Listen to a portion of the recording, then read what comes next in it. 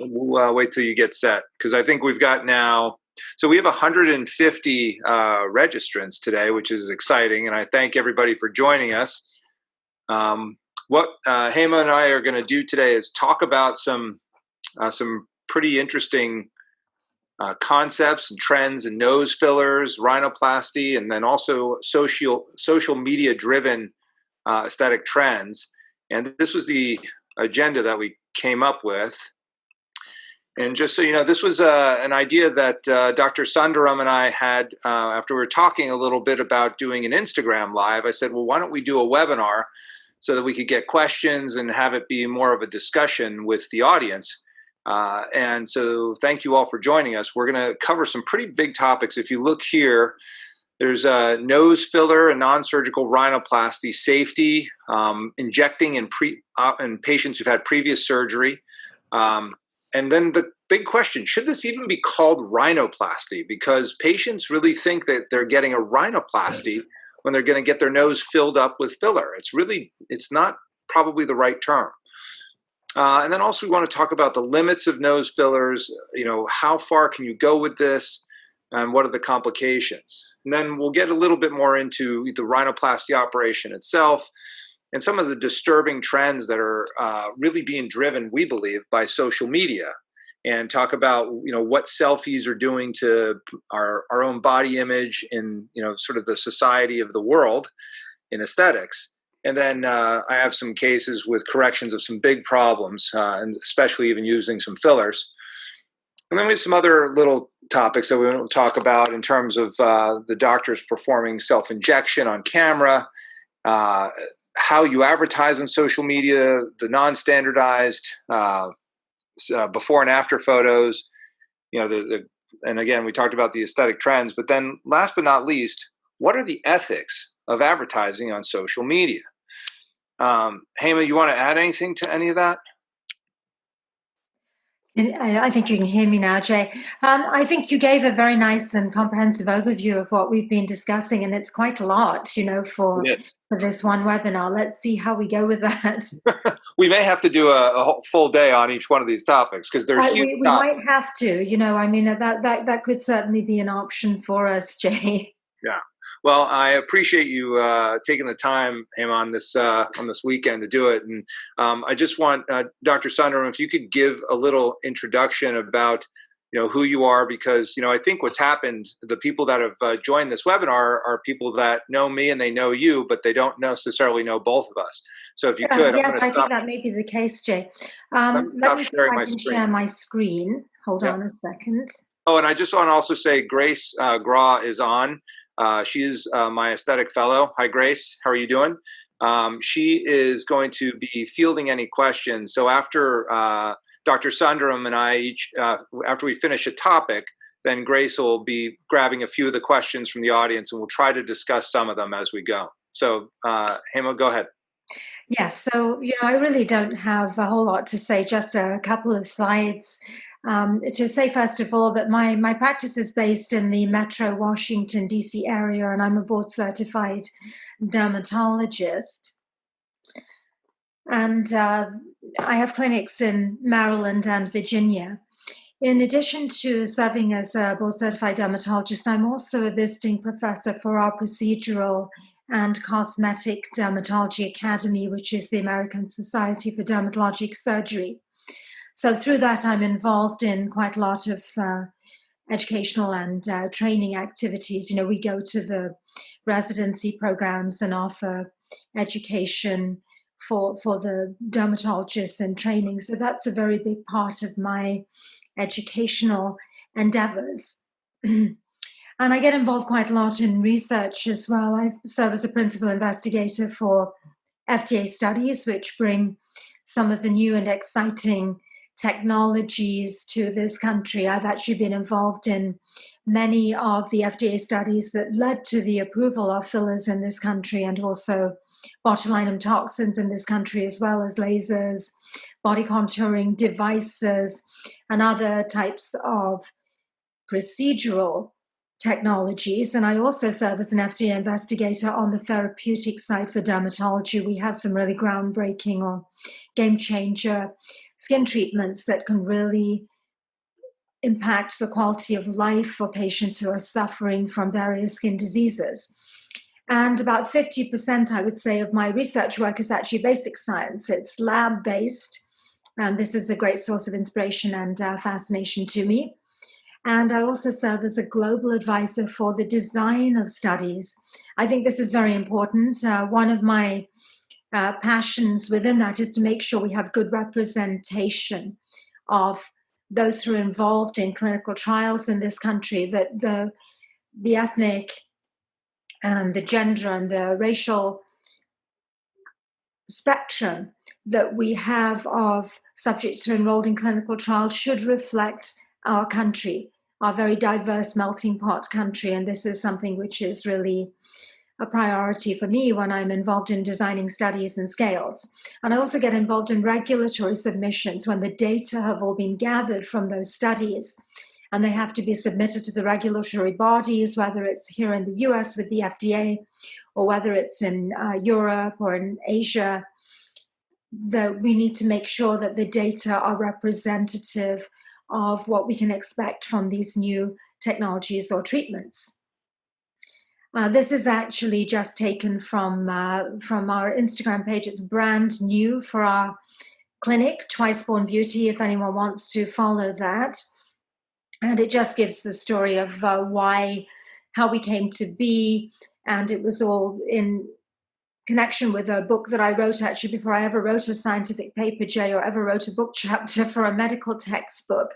I wrote this book, which actually had... to my surprise, got selected for the National Press Club Authors Night, and it gives the whole philosophy behind our clinic and why we have the lotus as our symbol. Very nice. Excellent.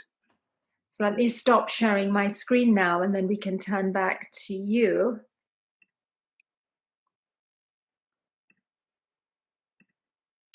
Well, I think one thing we should do is just jump right in too on what we were talking about in nose fillers, and you and I both have seen lots of problems. We're on the front lines of dealing with for whatever reason I get the worst problems that happen in Los Angeles wind up coming to me. And then I see things with fillers that just make me cringe. And I'm sure you see the same thing in Washington, D.C. area. What's going on with nose fillers that we're seeing so many problems? Has this become more of what people are seeing as a panacea, a way to treat nasal cosmetic problems, that so much so that they're going in and getting fillers just for any kind of contour deformity?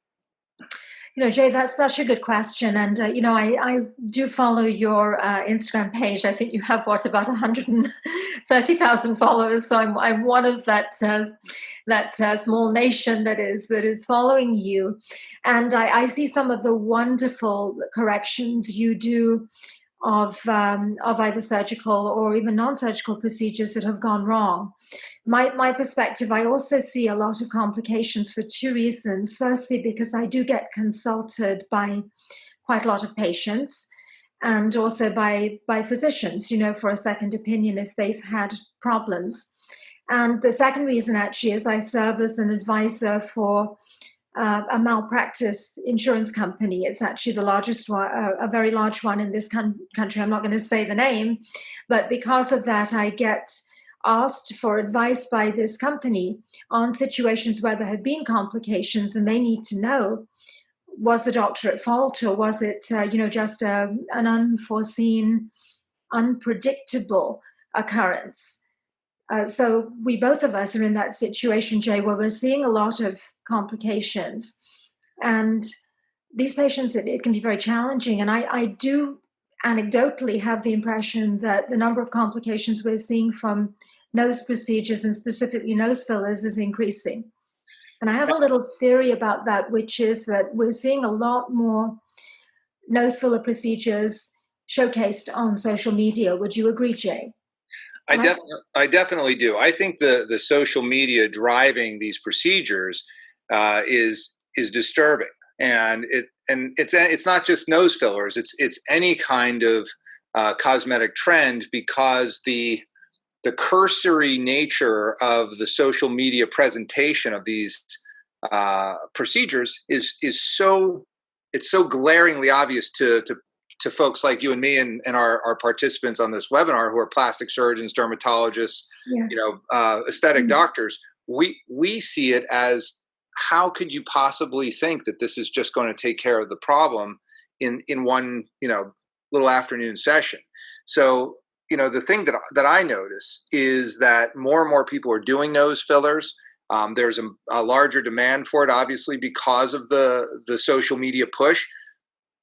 But I also think that there's a misconception about who the best candidates are for these procedures and what they can actually do. It just isn't understood that nose filler is not rhinoplasty. It's filling of the soft tissue envelope around the nose, and that is not a surgical rhinoplasty. And Jay, you remember when we were speaking just earlier this week, I said to you that that is one of my primary concerns with the way this procedure is being depicted on social media, that it's called filler rhinoplasty or non-surgical rhinoplasty, and it is not a rhinoplasty. It is at best a camouflaging of congenital or acquired defects, if you like, in the nose, isn't it? There's a limited array of imperfections in the nose that can be addressed by fillers, but by no means all of them can be addressed.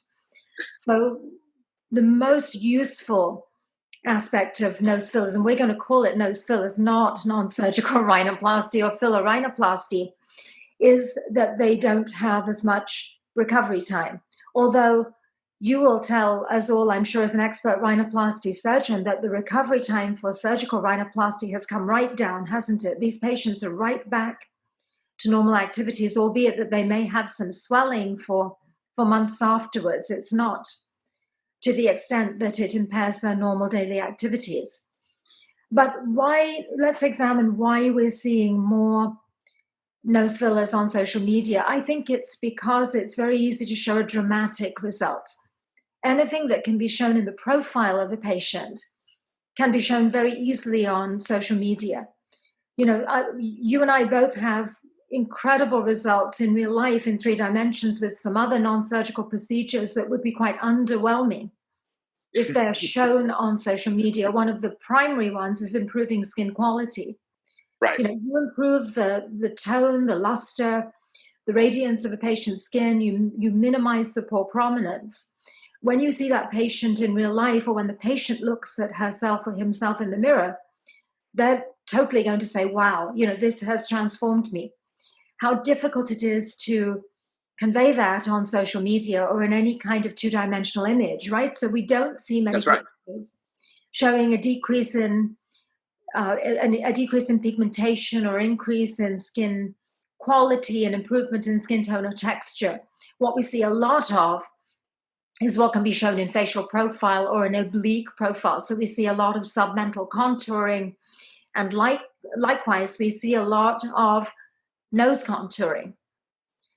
So, I mean, I think you're exactly right. I mean, the thing that concerns me about that too is I have patients who bring in pictures of filler, quote unquote, rhinoplasties, and the nose is smaller in the after picture when they had a dorsal hump. They had this, hump much greater than mine. And all of a sudden they get the filler, and now the nose is smaller and straighter, and it's obvious that there's a proportion discrepancy in the before and after. And that, is a topic we'll get to towards the end when we get to the ethics of how you present your results on social media, because that's impossible to add a cc of whatever, hyaluronic acid filler you want to use and shrink the nose. It doesn't include a shrink ray in the box. It's going to be bigger. You're going to be adding to the nose. So this concept that you get a nose filler and you have a smaller nose is just totally, off base in 3 standard deviations of thinking. And I honestly get why patients would say, "Oh my God, I'm going to go to this guy and get this nose filler, and all of a sudden my nose is going to be smaller," because that's what they're shown, front and center on all these social media platforms. And I think that's it's unfair to the patients, and it's just not right to do that in terms of how you're presenting your results. So let's talk about that nasal hump and how it can be addressed by fillers, Jay. And, some of these images we see are very significant dorsal humps that I would be referring straight off to the rhinoplasty surgeon. I only wish you were here on my coast in the mid-Atlantic. But maybe I could be sending some patients cross-country, because patients will travel for the best results. We know that. I'm sure you and I both have patients who even come from overseas, quite a number of them, for what they perceive we can offer them. But when we have these patients with very significant dorsal nasal humps, and they have filler injected essentially into the radix and the glabellar region above the hump, and then into the dorsum of the nose below, how does it look, Jay? We have this artificially raised up nose, and it looks slightly strange if we scrutinize it on the image. But in real life, these people are walking around, I don't know, looking like rhinoceroses. I mean, it's a very strange, it's a strange look, because we're losing that nasofrontal angle. Yeah, right? I don't like that result that comes from it. And, to me, a lot of times if it gets overdone, then it looks like they're going to be, trying to get into the cast of Avatar or something. And I think James Cameron is casting for that. There's another one coming. But the problem is that you can't get, a clean radix takeoff of the nose if you really have to fill it, especially with a large dorsal hump. It's going to get obliterated. There's also the safety factor too, which doesn't get discussed. And again, when we get to our ethical component of this webinar, there's a lot of vessels in that area that can cause some problems. If you get into, these vessels around the eye and the orbit, blindness is not, it's not unheard of. And so again, it's rare, but it does happen. And then, probably more commonly, you can get into the vessels and get skin necrosis. And so I think that's where I see the biggest problems is intravascular injection of hyaluronic acid. Yes, or any other filler for that matter. I have a few slides we can take a look at perhaps a little later on. But let's just talk about anatomical safety in the nose. When I volumize the nose, my number one safety strategy is that I limit my filler injection volume to 0.4 of a milliliter per session. Less than half a syringe, okay? And I'm injecting very slowly and carefully. Now, how easy is that to do when you have patients who've been raised on a diet of social media images where probably 1, 2, sometimes 3 cc's of filler were put into the nose in one setting? It's tough.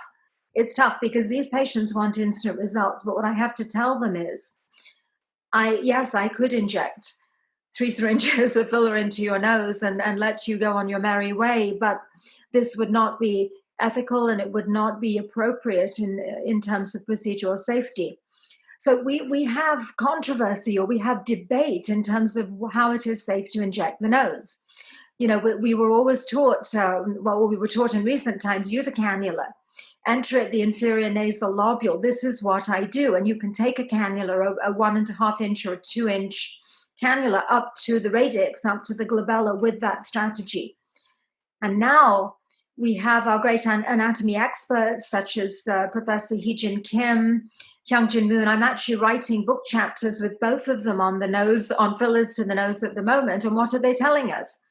Put a sharp needle down onto the bone rather than using a cannula, right? Have you seen those recent papers? Yeah, I have. And I think I have my heart in my mouth even at the thought of putting a needle into the radix or the glabella and going all the way down to the bone. In the back of my mind, I'm wondering, could I be dragging or pushing a vessel down with me? Well, you can, because there are veins that come through the nasal bones very frequently. And when we're doing, nasal hump reduction, and I'm elevating the periosteum off of the nasal bones, it's not infrequent that there's a bleeder, a vein, a venous bleeder just coming right through the nasal bones that just won't stop. Yes. And that's a clear shot back to the cavernous sinus. There's Absolutely. no doubt. Absolutely. And we don't talk so much about venous complications, Jay. Right. When we are speaking about vascular complications, it was a discussion that came up actually recently on the MCAS Academy Complications Forum, that this question was put out actually by one of the members of the Academy board. You know, what do we think about venous complications? And we had a very lively discussion of that. Jay, would this be a good time to look at a couple of images? Yeah, sure. Go ahead and share your screen, Hema. I'd appreciate that. You were telling me about these, so I'm dying to see them. Yes. Oh, whoops, wrong one. Let me go to the right window. Here we are.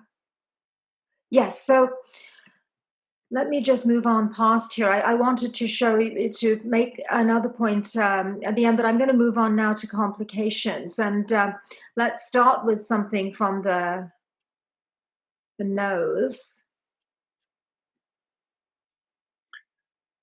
I think, you know, the typical worry is that you're going to get into the angular artery. You know, you're going to get well, these look awful, but yeah, but okay, so this is awful. This is from MCAS Academy, and it was actually injection into the nasal tip. And if there's one area that probably gets propagated or promoted more than ever on social media now, it's injection of the nasal tip, you know, just to get that little perfect profile, right? But what a dangerous area to be injecting, Jay, because and by the way, all these patients have given permission for their images to be shared, but we still like to ask not for no photography during this webinar. The nasal tip, it's impossible really to inject that with a cannula. You have to use a needle. And it's you will tell us as a surgeon, Jay, how anatomically sensitive that area is, right? Oh, I mean, the vessels that are there that you can get into are few and far between. I mean, there's a lot of them, but the ones that you get into are, if you know where they are, you can stay safe, and if you don't, then this is kind of what happens. How many non-surgical practitioners do you think know how to stay safe in that area? Few. That's the whole point. I think it's just, you know, understanding the anatomy here is something that, unless you've been to the cadaver lab and seen surgery and really paid attention to where these branches of the angular artery is and the columellar labial arteries, you know, you're going to see that there's, you know, it's very simple. Especially injecting the columella, to me, is terrifying. Yes. And it's sometimes the case of ignorance is bliss, with the greatest of respect, that the more you know about this anatomy, the more you fear to tread there. Right? These are awful. Yes, so this is from the excellent book, Filler Complications, which is actually available online by one of my collaborators. I'm sure everyone on this call who's a plastic surgeon will know Dr. Wan Lee. He's made some really stellar contributions to the literature. And another very accomplished Korean plastic surgeon, Dr. Iksu Ko. And look at this. You know, this is, again, fillers to the nose. And by the end of here, we're beginning to see a bit of light at the end of the tunnel. And in fact, they have a sequence carrying on. This patient did recover. But when that happens to you in the office, I mean, it's terrifying. So, I mean, there is, I mean, I have a whole kit for, you know, we have the hyaluronidase, and we're ready if there is a problem like this. But yeah, when it does happen, I don't care who you are. It's terrifying. And Jay, there are some parts of the world where hyaluronidase is not actually available.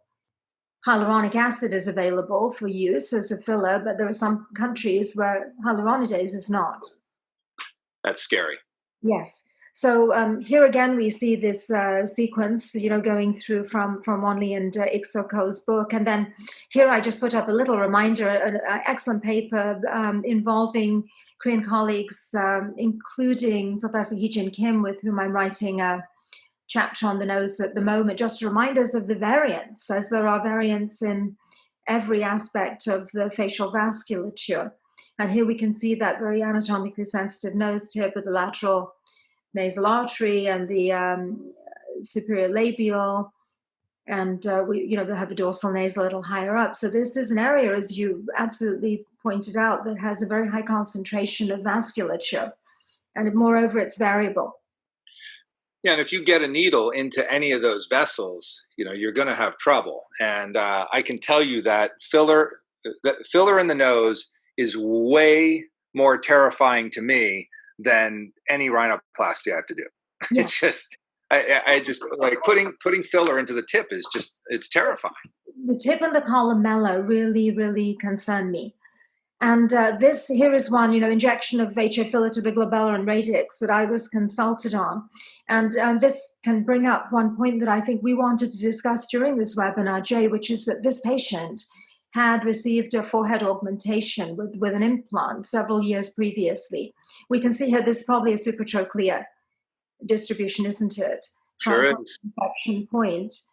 And we have the sense, this is anecdotal, I don't know that it's been studied from an evidence-based perspective, but we certainly have the instinct that prior surgery, prior procedures, or prior implants could increase the risk of vascular complications. One of the theories for this is that if there is actually an implant in there or there's scar tissue, it could prevent the vessels from rolling away when they're approached by the injection needle. Yeah, I mean, I think that's a really important study to do. And in fact, I can tell you that I definitely use fillers more in operated noses, and that's what gives me chest pain, as opposed to like somebody that comes in for a primary, nose filler. They have, a little defect or something. I'm way more terrified of that post-operative patient because, you don't know how the vessels are going to respond. Yes, and I think we are so made in our practices by our experiences. And Jay, because I have been consulted on a number of cases of cutaneous necrosis or ischemia, which resulted from filler injection into noses that had previously had rhinoplasty, I have to tell you, I'm so cautious that I will not inject filler now into a nose that has had a prior rhinoplasty. I will refer them to a rhinoplasty surgeon, even for fillers. Yeah, I mean, I think that's smart. I think it's not worth it, and the problems that come up are significant. So yeah, I don't disagree with that, and I think a lot of us who do secondary rhinoplasty, we inject fillers in the dorsum and sort of the radix glabellar region with a little less worry than the nasal tip. The nasal tip after surgery is just it's difficult. The blood supply isn't good to begin with. The scar tissue is real, and you're trying to put a space occupying substance into an area where it's just super tight. It's not for the novice to do that. No, it's a closed compartment. And the other theory in terms of why patients who've undergone prior procedures could be more at risk for vascular complications is that in addition to the scar tissue or the presence of an implant, could there be some changes in the vasculature? Some aberrant, quote unquote, vasculature that arises, as there's neovascularization of the tissue that has undergone surgery. We just don't know. And I think high resolution imaging may help us to unravel or to answer some of these questions in the future. Speaking of closed compartments, Jay, again, selfies, social media are promoting this, the overblown lips, aren't they? Oh yeah, the fish lip look is I don't understand it. I don't like it. I don't do it, but patients want it for some reason. So this is nearly three syringes of hyaluronic acid during a single session. What do you think about that? I think that's really that's way too much for lips. I mean, you have that's too much volume in a small place. There's I don't know how it's going to look, but B, you're going to have problems. I mean, the supply, granted, the arterial supply to the lips is amazing, but you could still overfill it. You could still get, venous outflow problems. You can definitely cause issues with lips. And we all see, a little bruising here or there when we do a syringe in an upper and lower lip, but the 3 cc's, it's not happening. Yes. And the tip off, this patient was actually, before she came to see me, she was told that this was just bruising. See the purpura on the chin, the petechiae here. Yep. This not is good. More than just bruising. This is an occlusion. And why 48 hours after? Because HA is hygroscopic. So if it's within a vessel, a branch maybe of the inferior labial artery, if it's within a vessel, then as it pulls in water, it's going to swell over the ensuing 48 hours. It doesn't mean necessarily this is an extravascular compression. The fact that it came on afterwards, it could be, and it's more likely, HA within the vessel. Awful. Yeah. Well, let's, why don't we get away from these disasters, and I talk a little bit about what noses are supposed to look like and why there's a surgical injectable split. And I have a couple of slides about that that might be helpful. So let me share my screen, see if this will work.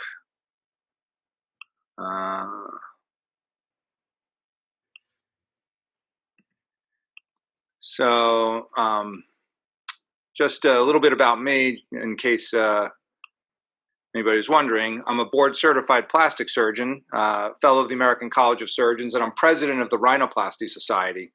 I've been in practice since 2001, so I've got a couple gray hairs around doing this stuff. And just to let everybody know, the Rhinoplasty Society is basically about 150 members around the world who just we're just super geeks about rhinoplasty. And so we talk about fillers and surgery of the nose on a more than regular basis. And here's a patient that was contemplating fillers for her nose. And I bring her up because she came in as a filler patient. And she said, well, what do you think? Could I get fillers? Is that a possibility? Or do I have to have surgery? And I looked at her nose. I said, look, I can make it straighter, but I can't make the tip smaller. And I definitely can't reduce the bump. I can reduce the look of the bump by putting in some filler, but there's no way that you're going to have a smaller nose afterwards. And so we had a very brief discussion about fillers, and then she went on to have surgery. And here is the analysis, was just sort of that the radix was still high. There was a convex dorsum. She had a hump, bulbous tip. This is not something that adding to the nose is going to give her a smaller nose, and that was her main interest. So she went on to have, all these different operations which aren't relevant. Here she is on the table, and then this is her result down the road. Now, her result is good, but now if she came back and said, well, I think I'd like a little bit more, height to my dorsum, or it's too narrow or something like that, then I can get involved in some fillers with a patient like this. But that's not a candidate for a smaller nose with fillers. Could I, just looking at it here, could I, fill this in and camouflage the hump? 100%. In a primary nose, could I put some filler in here and project her tip? Yeah, I can do those things, but it won't be smaller. And so a lot of times people, well, not a lot of times, most people don't want a bigger nose. They don't come in and say, you know what I really want, Jay? I want you to get in there and just make it as big as you can. So that's not the request that we're getting for rhinoplasty. It's mostly about narrowing the tip, getting the hump down, making it smaller. Same with this patient too. Could she have benefited from fillers? Yeah, we could hide this. We could probably project the tip. She's a candidate in my book that could have a non-surgical rhinoplasty, but she's not going to be smaller. And so again, this is a splitting off point for who's going to have a non-surgical filling of the nose, or can they get a rhinoplasty? The only thing I can't do with filler is I can't make this boxy tip unboxy. I have to trim that cartilage. If you don't trim it and you add filler to it, it's not going to be better. And so afterwards, obviously, she's smaller. The tip looks better. It's narrower, and the dorsum. Obviously, I think this looks better to me. It's a better nose. But, again, it's to each his own. I always tell people when they're picking a rhinoplasty surgeon, you got to look at the before and afters, because every rhinoplasty surgeon has a certain style. And if you look at enough of their before and afters, you'll get a sense of that style, and you'll decide whether that's what you like or you don't like. That's where Instagram, I think, for me, has been really powerful in social media, because they can see my work. And we just did a podcast. I'm also, Hema, and I'm gonna grab you for a podcast at some point. The Beverly Hills Plastic Surgery podcast is a podcast I do with Dr. Millicent Ravello, and we just did one about artistry in aesthetic surgery.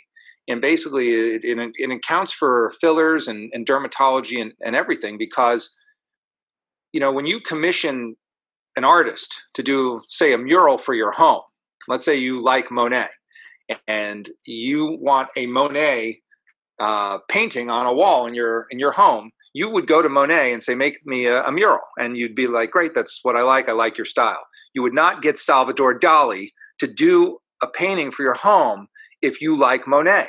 And so that's why looking at the work is really the key. It's all about artistry. And, you, Dr. Sundaram, have your style, and, Dr. Ava Shambam has her style here, and everybody has their own look. And that's where I really encourage, patients to see which doctor really agrees with their system. And this is actually a 8th time rhinoplasty patient that I was able to get way better off. I'm not even going to show you the before, but this was her after I did her.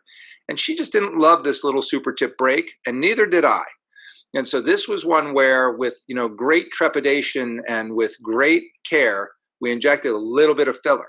And you can see that really makes a difference. And we sort of smeared it out over the dorsum. And this is the kind of case where I'm okay with it, because I'm not down here into the super tip and into the tip itself. It's just a little dollop of filler here. The arteries are here, they're coming down this way. I feel confident to fill a super tip region. And this patient had so many rhinoplasties, I think she probably forgot a few of them, but finally got her squared away with a rib graft and was able to kind of cap it off with a little bit of filler. So much better, right? Absolutely. I love those results, Jay. And, you can fill that super tip also with a cannula, entering through the inferior nasal lobule, unlike the nasal tip. For sure. Now, having seen these very impressive, very beautiful, and aesthetically, I would say aesthetic integrity, Jay, is what I think is a hallmark of your work, or anatomical integrity. You really, noses have to fit with the face, and we spoke about this also earlier in the week. I'm going to show you a couple of underwhelming results. Why underwhelming? Because this is, where I'm doing only 0.4 ml increments at a time.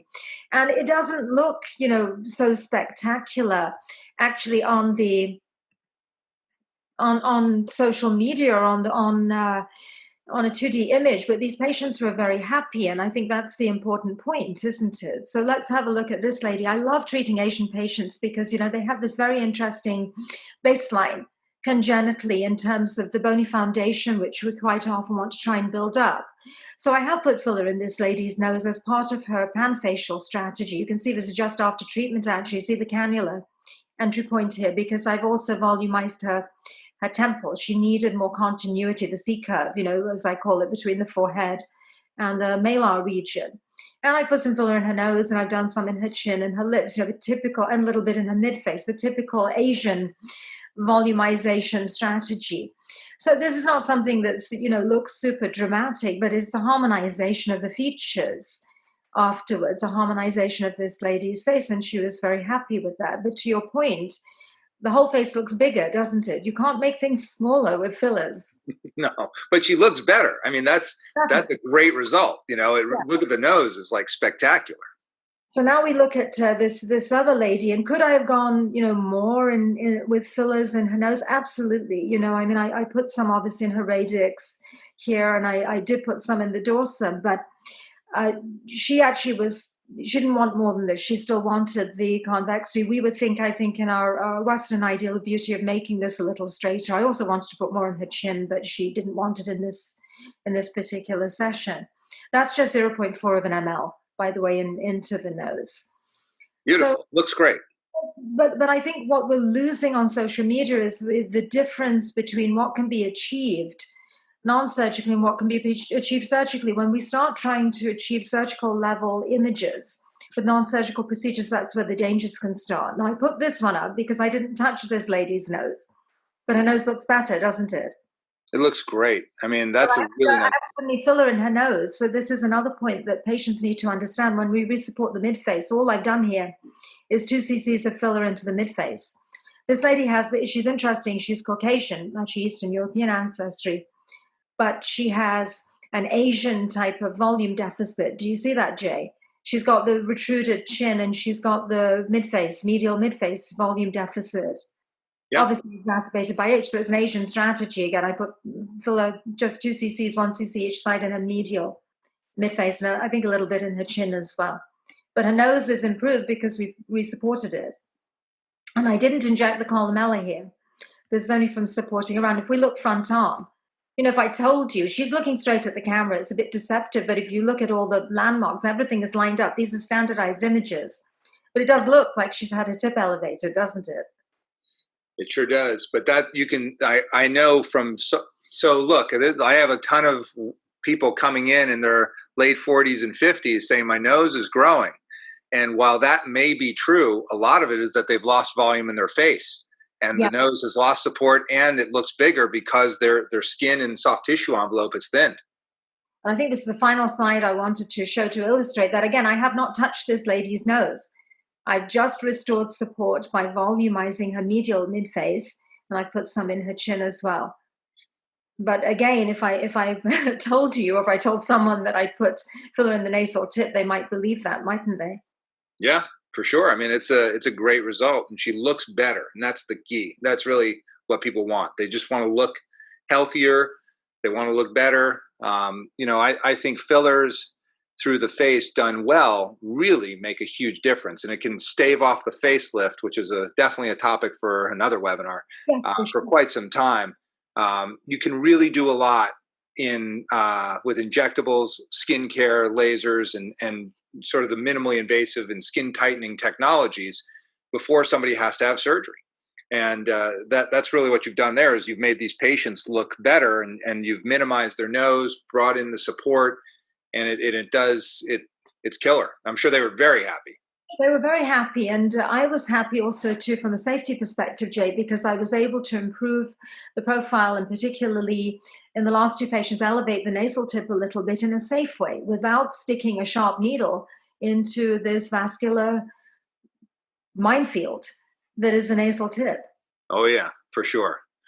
Well, let's we're at 45 minutes in here, Hema, so I want to kind of talk a little bit about our social media driven trends. And we don't have to go crazy on this because we've kind of touched on a few of them. The overfilled lips, the overdone noses, the pixie noses that are coming out of certain areas of the world. What is your take? Why is doing this creating so many odd requests and surgical trends? I'm going to share screen again, Jay, and just put up one slide to illustrate something that occurred to me that I also discussed with you, which is, this image, the Barbies, I think, are very well known to us. The complaints that, Barbie now is starting to look like an overdone Instagram model, right? Totally. That the displacement of the lid cheek junction, the pouty lips, and look how small the nose looks in comparison. So the moral of this is when you blow up the surrounding face, the nose looks smaller. And of course, when we are, the same for you and me now, when we're on camera, our noses look huge. Mine is big anyway, I have to say, because I'm Indian. But obviously, it looks much bigger through this fish eye lens that is in selfie cameras and is in Zoom imaging as well. So look at fish and see how they've evolved. Okay, they've evolved to have these big lips and this sort of fullness at the side. That's reproductively an evolutionary successful strategy for fish. Are we getting towards that with this Instagram face? I really feel that the reason we're seeing this strange aesthetic is an attempt to make the nose look smaller because it's artificially distorted by the selfie camera. It's made artificially larger. What do you think? Absolutely. I have patients that come in, they're in the office and they're looking with a mirror and talking to me, and I take photos with a standard, Canon camera with a great long lens, and we take their photos and they look at it, they're like, "Oh my God, this is amazing. It looks great. You did a great job." 4 months later, I get one of these, and they send it in. They're like, I can't believe it. My nose is huge. What did you do? And I'm like, well, why don't you turn your camera around, step back 5 feet, hand it to a friend and take a photograph and then send it to me. They're like, that doesn't matter because I don't look that way on a selfie camera. Yeah. And so they're actually interested in having surgery for the selfie camera. So they'd rather have a nose that looks odd and distorted to everyone else on earth. But to them, when they do this, they're happy. And that to me is bizarre. And so I try to bring it home for them that you don't want to look odd to everybody else. And all of a sudden your selfies look good to you because in your head, the nose looks big. That to me is not right. And so that I agree with you 100%. The lips are getting huge. The trends in this extreme surgery it's going in the wrong direction. And I think, we got to rein the patients in a little bit with education, and say, look, I want you to understand that you're responding to a doorknob kind of view of yourself where you're spread out and the nose is like front and center. That's a view that a lot of guys in Hollywood use during films to make people, seem distorted and odd. And you shouldn't be having surgery to correct the fact that the camera is taking a photo you don't like.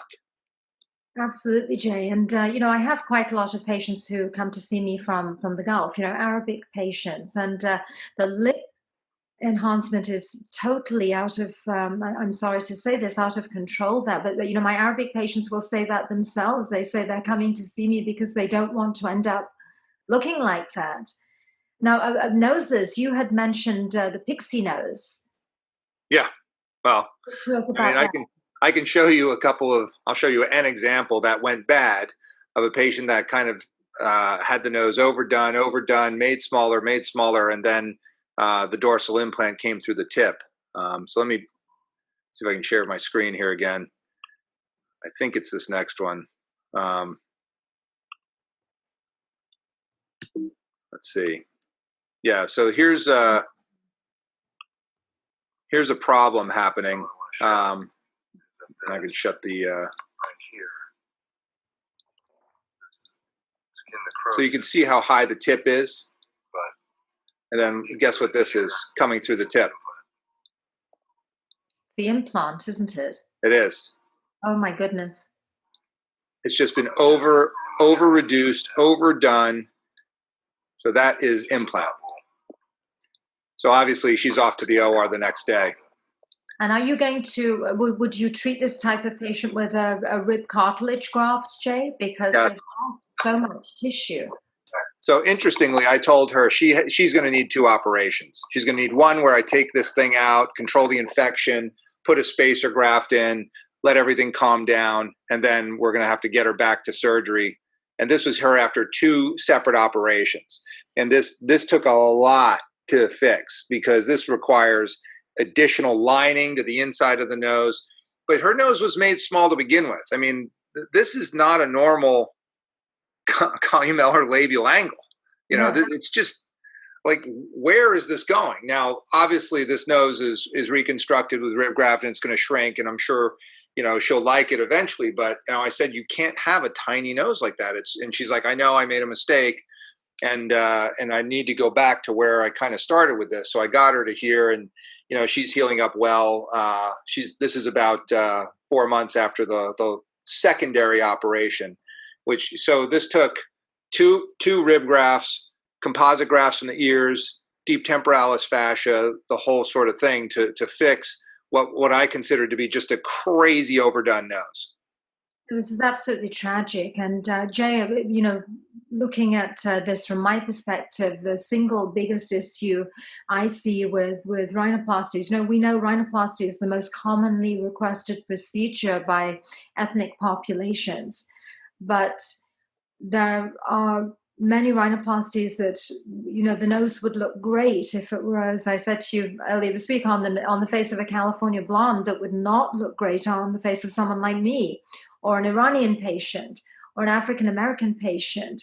And it's so important to consider rhinoplasty in the context of the whole face. You know, we have very well established facial canons for Caucasian populations, and it's only relatively recently we started to get these ethnic facial canons to understand what the ideal angles, you know, the nasofrontal angle, the all the I'll give you an example. The Steiner angle, you know, the angle of the lips going down to the chin. What's been written in the books about that is totally for a Caucasian face, you know, because for many ethnic faces, for instance, Asian faces and some of African ancestry, the lips and the chin don't have that angular relationship that they do in a Caucasian face. And if we try and achieve that, we're going to end up with a significant facial disharmony.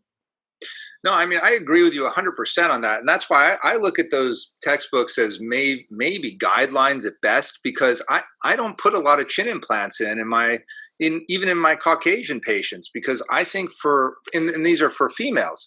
I think I get a lot of requests because they say, oh, I saw the proportion should be X, Y, and Z. Yes. I'm like, you know, I was an artist long before I was a plastic surgeon, and that's just not going to look good on you unless you want to look like a dude. And if you want to look manly, then I'll put in a chin implant. But I think, you know, softer, see, and this is where my artistry is totally different than, you know, all these publications about ideal this and ideal that. I really think you've got to look at the whole person, kind of learn about what they're trying to achieve. And then you can begin to decide, like, well, I think it should be like this or like that, and then talk to them about it and I represent it with drawings, because the computer imaging just makes my patients look too weird to me. I only computer image people like probably if I don't want to operate on them, because I know they're not going to like it. You know, if I draw it, they'll be much happier. So I don't love those. I don't love those proportions being written down like it should be like this. I was like, well, you know, no. How about it should be what's going to look best for you? Absolutely. And we know from studies that computer-generated images of faces that are perfectly symmetrical are found to be less attractive. They look robotic. They look weird. Yeah. As far as computer simulations go, what I think is not apparent to patients is that a computer will show us whatever we as doctors put into the computer. You know, you want to show 97% improvement, you want to show you know, whatever you want to show, you can. It's not a prediction of how a patient will look unless the surgeon or the doctor is able to replicate what they're feeding into the computer to show to the patient. So I completely agree with you. I always thought I was bucking the trend that way, but I'm not a big fan of computer imaging, because all it shows is my ability to feed figures into the computer. Yeah. Well, and for me, it doesn't simulate surgery. It allows me to take a static image and push pixels around, and I'm going to move structures. So when I do computer imaging, I have to take the shadows and light reflexes that are there, and I can rearrange them a bit or squeeze them or shuttle them from this part to that part. But I can't show that I'm going to move the lateral crura, let's say. I'm going to move this piece of cartilage, trim it, put it in a new position, support it differently, tension it differently. I can't show that with computer imaging. It doesn't simulate. It's not a surgical simulator. It's a pixel mover, and that to me is not a fair representation of what's going to happen in my operations. Exactly. It's like predicting the World Cup final based on your little computer game, isn't it? It's not going to happen. Yeah, the EA Sports version is not what's going to happen in real life. So we had our final topic, which was, you know, separating between what is ethical in social media and what gets swept away in this tide of marketing, Jay. Yeah, I mean, this is a big topic, and we're not going to solve this on this webinar, but I think we can lay down some tenets of a conversation that I think should be continued. You know, I always, when I post about my laser stuff, I'm a luminary for Alma Lasers, and I always kind of say, you know, in my Instagram posts or Facebook posts or whatever, you know, I love this laser and I'm a luminary for Alma Lasers, and I even sometimes reference the Sunshine Act so that people understand why I'm saying it. But I don't see that from, you know, consultants to other companies very frequently on social media, and I'm not sure that they have. I don't know that they have a duty to do that. I mean, do they have to do that? No. So I don't know what your feeling is about that.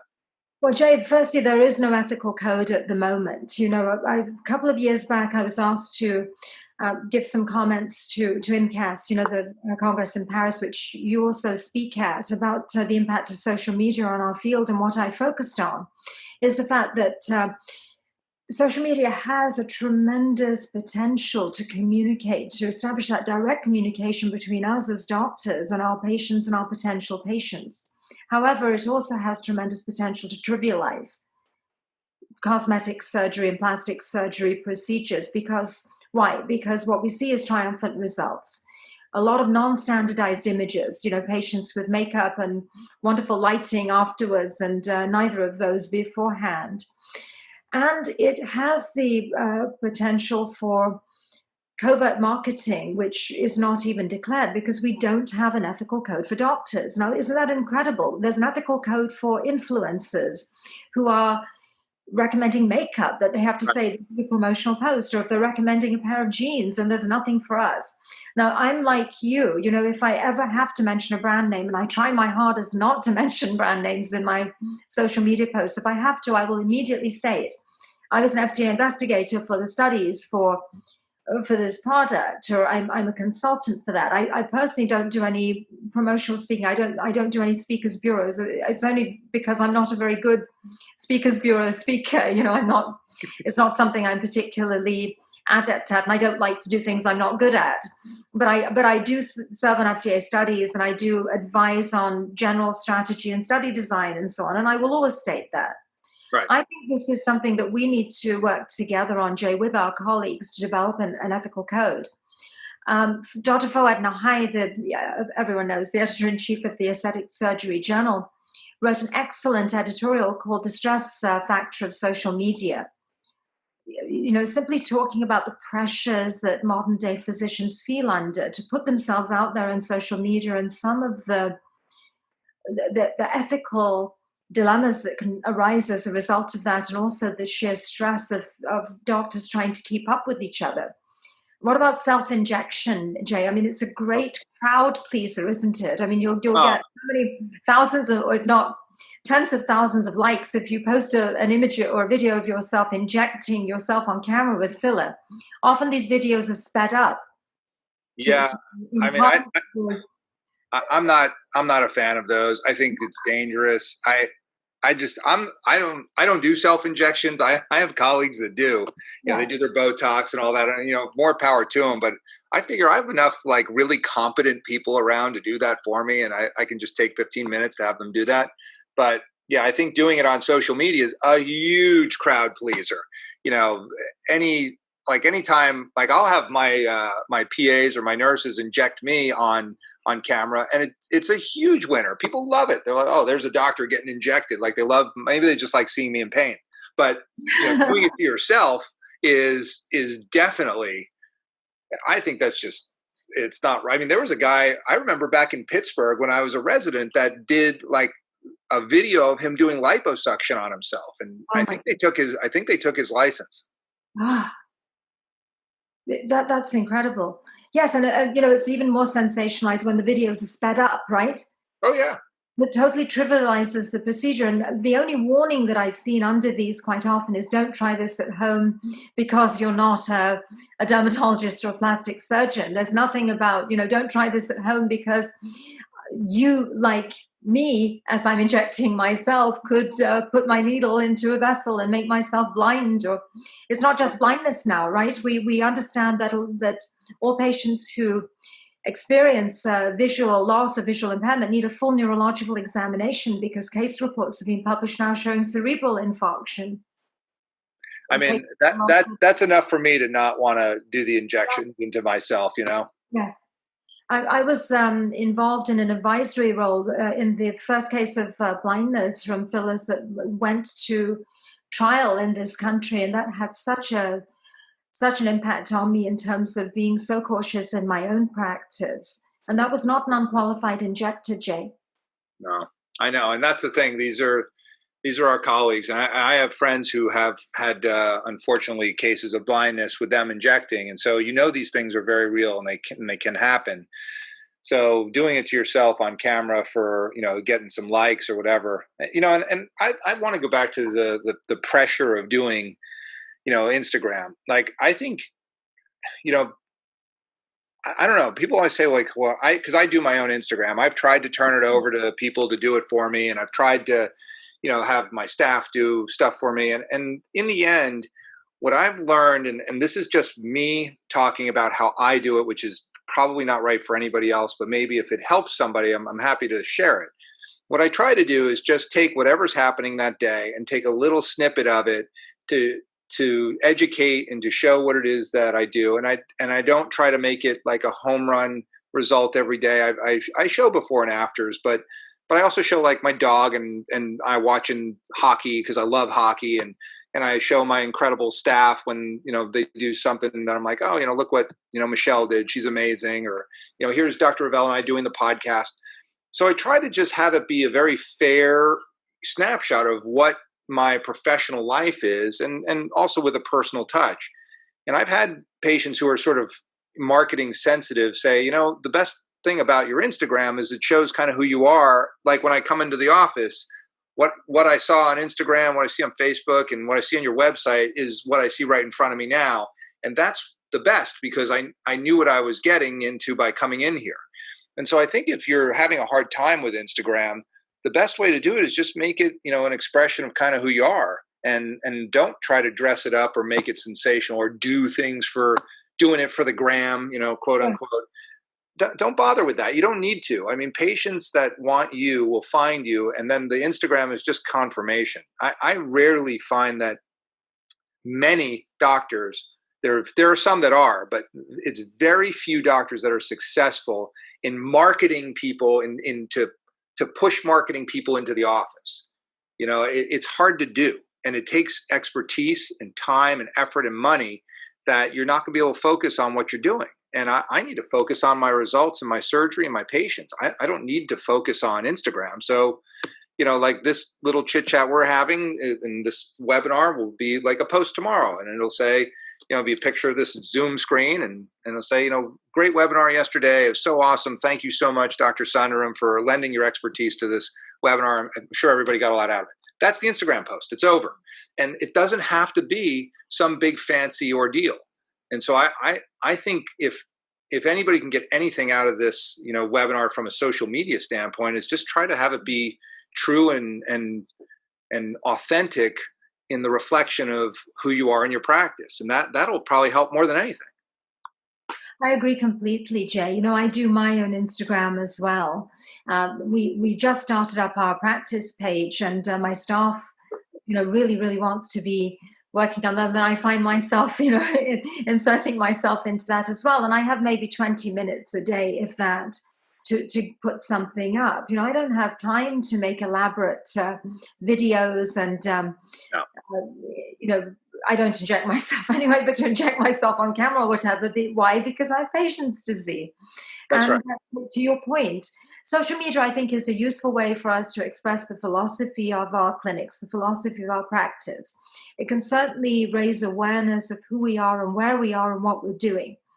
But in terms of being that speeding train, taking someone through from meeting you on social media to coming in your office and having a procedure, those patients are few and far between. I did have the other day, just this past week, I had a couple of patients who asked me if they could, more than a couple actually, who asked me if they could come see me because they'd seen something on Instagram. But one lived in England, one lived in Asia, one lived in the Middle East, one was in India. There is a disconnect between those who are following us on social media and those who ultimately will be coming in to consult with us. Yeah, I find that that's true also. But I do think that your Instagram is a confirmation to those who are referred to you, which is the bulk of my practice is referrals from either doctors or patients. It's very few people that find me through Google searches and things like that. I just don't spend a lot of money on it. I spend some. I do a little bit of advertising of my MediSpa on Yelp, but I just don't get a lot out of that. Most of my stuff, most of the referral base for my practice is from other patients and doctors. So I think the Instagram is definitely a confirmation. Well, Dr. Sundaram, we have gone through some great topics, and I want to see if we have any questions. So let me see if I can get Grace to kind of come on here and see. Grace, did you have any topics for any questions that we should go over in the last few minutes here? I think that was very thorough. The only question was, I guess somebody was wondering if there were any recordings that are going to be available for this. Yeah, the whole webinar will be recorded, and I'll turn it over to a really good video man of mine who can edit it and make it available, and I'll put it up on YouTube on my channel. I'll send the recording to Dr. Sundaram, so she can put it on her website or YouTube or whatever she wants. And so yes is the answer to that. We have a message here from Dr. Carol Roche. Perhaps we might mention her, Jay. Would you like to tell our audience about Carol? Oh yeah, she's fantastic. So she does a seminar series on Instagram that's really worthy. I have to let me pull up her Instagram handle for that too, because she promoted our, do you have it there, Dr. Sundaram? State of the Art Academy. That's right. Okay, great. So it's at State of the Art Academy. And it's really great. And on the Instagram page, you can see her IGTV is fantastic because she has experts of experts talking about all different topics in aesthetic surgery and plastic surgery. And it's a really great resource for people that are thinking about procedures or thinking about who to go to even. Yes, and she gets into some really academic topics as well. And just for about injectables complications and the latest research papers that have come out. Yeah, no, she's fantastic. She's brilliant, and that is a great starting point for folks in terms of research. So, Dr. Sundaram, can you just go through your contact info, your website, Instagram, things, so just so that I'll put up a slide which has my Instagram, since my name is not the easiest, Jay. In my next life, I'm going to have an easy name like Calvert. That would be a little. I didn't come with that name. I had to get that one from my wife. So just in case you didn't know. Seriously? Oh yeah, no. My name growing up was Szem, and it was derived from a Polish name, Zemplensky. And so as soon as I got married, my wife was like, I'm not spelling that name 10 to 20 times a day like you do. So we better think of something different. Oh my goodness. Well, unfortunately, my husband has even one more syllable in his name than I do. So that wouldn't work for me. You're a host. And I could hyphenate it and really horrify everyone, and I probably only have one patient. Very true. One patient could say it, but here is my Instagram handle. It's just my name, Dr. Hema Sundaram. And this is our clinic Instagram handle. It's a brand new, just started last weekend actually, Twice Born Beauty. And I want to mention one more thing, which is that I'm involved in this, it's virtual this year. It's a series of accredited masterclasses through the Royal College of Physicians in London, but they are CPD accredited and eligible for CME accreditation. And this year we have virtual masterclasses, and they are accredited actually through the Royal College of Surgeons in London and hosted at the Royal College of Physicians.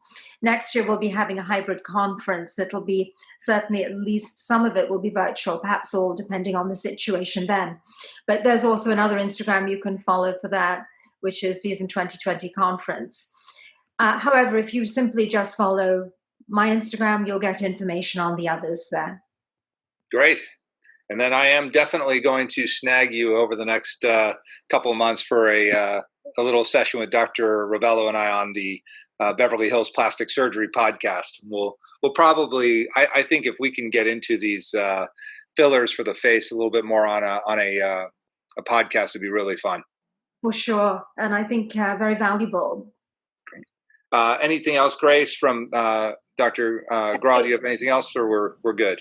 Yes, we do have a last-minute question here from Paul O'Dane. It says, Dr. Calvert, have you encountered any anatomical disturbances after injection of fillers? Oh, yeah. I mean, I've had you name the problem with fillers in operated noses, I've had it. I had a patient that I spent probably 2 weeks talking to her about putting filler in a little defect in the nose. I said, why don't I just take some ear cartilage, blah, blah, blah. She says, well, how much filler is it going to be? I said, 0.1. It won't make it's going to go away. Let me just do a little ear cartilage thing. We talked back and forth. And finally she said, okay, I understand the risks. I'll sign off. I put it into the tip of her nose, dead in a day. It just killed this whole area of the tip of her nose skin, died like a dog. And it was terrifying. And she had had 6 operations. Now, it healed up fine. So we took care of it, hyaluronidase, blah, blah, blah. Everything went okay. She didn't need a forehead flap. But those are all the discussions that I had with her before having, this filler put in and having to, handhold her through the healing of it. And she's like, well, we talked about it. And ultimately, we did do the surgery down the road, but her skin needed a year to recover from 0.1 cc's of Restylane. So that's a great question. And then I've had sidewall necrosis from an angular artery thing that obviously was a lot less scary and not a big deal. But, the angular artery feeds right into the orbit. And I am so careful with fillers. Those complications happened over a decade ago. So you can imagine I haven't had anything since because I won't do it. I'd rather this part here, look, from here to here, I'm fine. Even here, I'm fine. Once I get into this region here, it's too scary. And if they've had lots of surgery, I don't want to be there. Do you agree with that, Dr. Sundaram?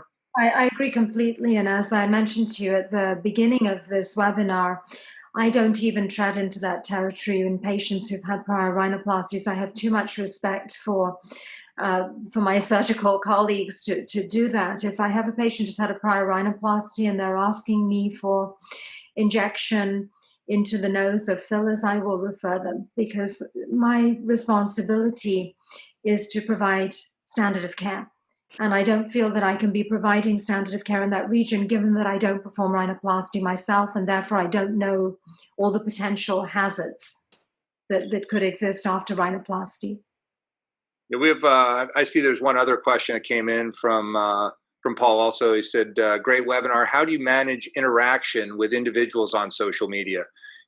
When he says specifically questions about consultations and prices, and that's a great question because you do get a lot of inquiries. What is the big one for me is what does rhinoplasty cost?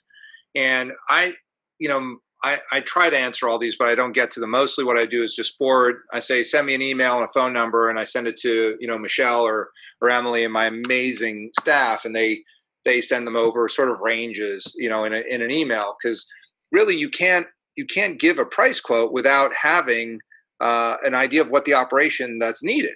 So we can only give a range, rhinoplasty, and we're in Beverly Hills, so these prices are different than say in Denver, Colorado. But we give a range for primary rhinoplasty of $13,500 to $18,000 for primary rhinoplasty because maybe they've had fractures, maybe they don't have insurance, maybe they have airway problems, maybe they need deep temporalis fascia. We don't know. So just asking what's the price, we can say the average is probably $15,000, but it's not known. And again, these are Beverly Hills prices. It's not what most people get charged around the country or even around the world. But so without knowing what they need, how can you really provide it costs this much? That's just not possible. How do you do it, Dr. Sundaram?